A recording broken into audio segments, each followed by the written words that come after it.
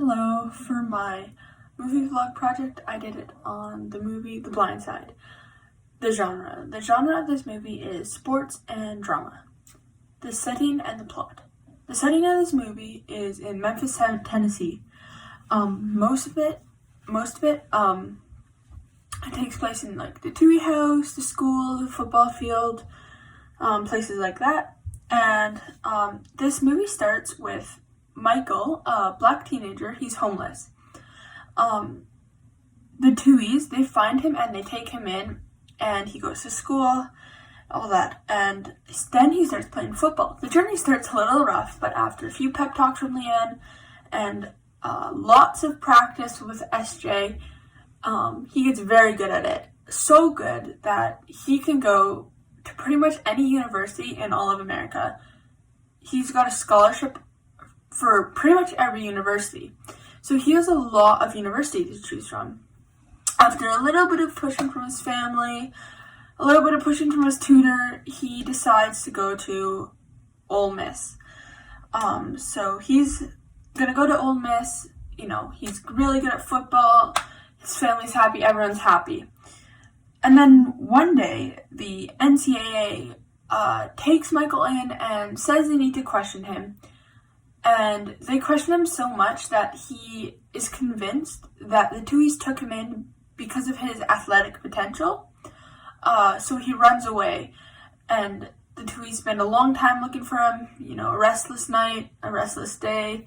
Leanne eventually finds him and talks to him, and he is convinced that whatever he does, Leanne and Sean and their family will still want him with them. They do not care what he does. They took him in because they loved him.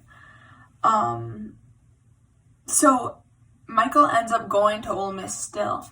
And that's when the movie ends. The movie ends when Michael's at Ole Miss, he's happy, and SJ's all excited because he was promised all these things, and yeah. The visual aspects of this film. At the beginning of the movie, often when the scenes had Michael in it before he had been taken in by the Tuohys, it was a little bit more sad. The lighting was often low, and it was often the weather was kind of like foggy or rainy, not as nice, kind of give you a sad mood. An example of this is when the Tuohys, they find Michael. It's dark out and it's raining.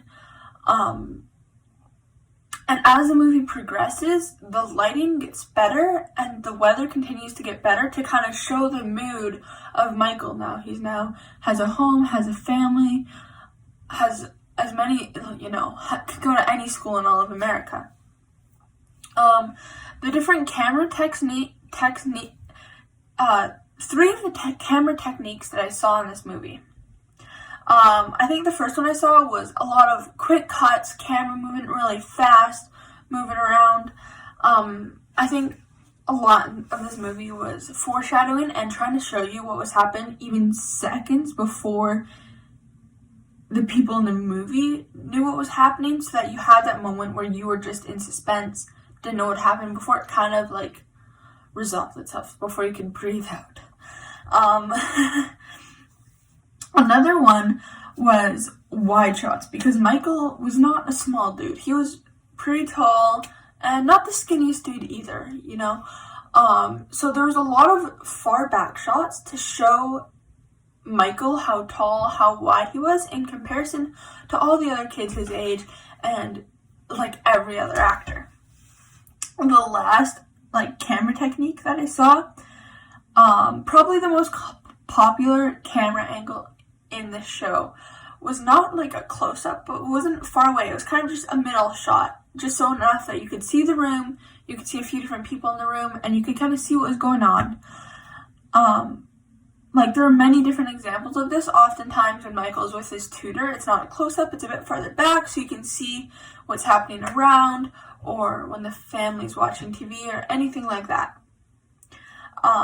So the clothing and costumes, costumes weren't really a big part of this. It was kind of just what you would expect. When Michael's playing football, he's wearing his football uniform. The Tuohys are dressed up a little more fancy usually because they're a little wealthier. So kind of just what you would expect. When Michael comes and lives with the Tuis, he wears the same thing every day because he's homeless and that's all he has. Yeah. So who's the intended audience? The intended audience is for football players and football fans, but honestly, this could be for anyone. Because the movie talks a lot about modern day issues, so anyone could find this movie interesting. What was the social agenda? I think there are two big messages. The movie talked a lot about poverty and racism. Michael is the only kid at his school who isn't white. Michael is the only kid on his team who isn't white. Michael is pretty much the only kid everywhere he goes who is not white. So he kind of stands out, and people don't like this. People don't like that he's different, and so they're very racist towards him. An example of this is when he's playing at a football game, the refs, he's, doing what he's meant to do, didn't do anything wrong, and all of a sudden the ref gives him a yellow flag, and so the coach is like, this makes no sense, why did he get it? So then he asks the ref why he got this yellow flag, and the ref goes, I don't know. And then just comes up with a reason that's not really a thing. That's just one example of many that shows, like, how people will treat other people different because they look different. Poverty was also a big thing in this movie.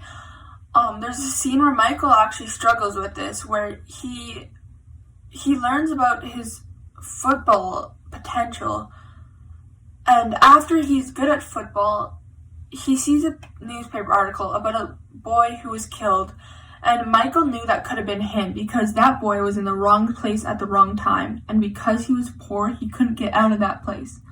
Michael knew that could have been him there instead. And so it talks about poverty and how it's kind of a gate to stop you from life. And had the Tuis not taken Michael in, chances are he never would have become the football star he was. Was the story predictable? Yeah, I thought the story was pretty predictable. A lot of what happened is the camera and the way the movie worked, it worked to show you almost what was going to happen ahead of time so that you could see this. And then it just kind of created a different atmosphere in the movie. I think it was good that it was predictable because it created it in a way that you got to have more, like, you're really excited because you're like, oh, I bet this is going to happen. And you're just, yeah, it was really cool. Did this movie remind me of any past experiences?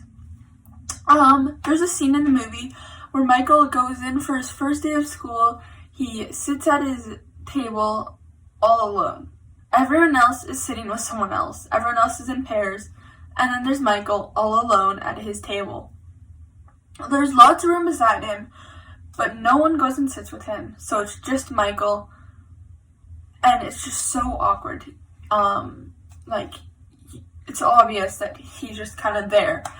And that's definitely happened to me on both ends of that, where I've been the one who feels super awkward, like I'm standing out, but I've also been the one on the other side of that, where I see someone standing out, and I don't make the effort to go and make them not stand out like I should.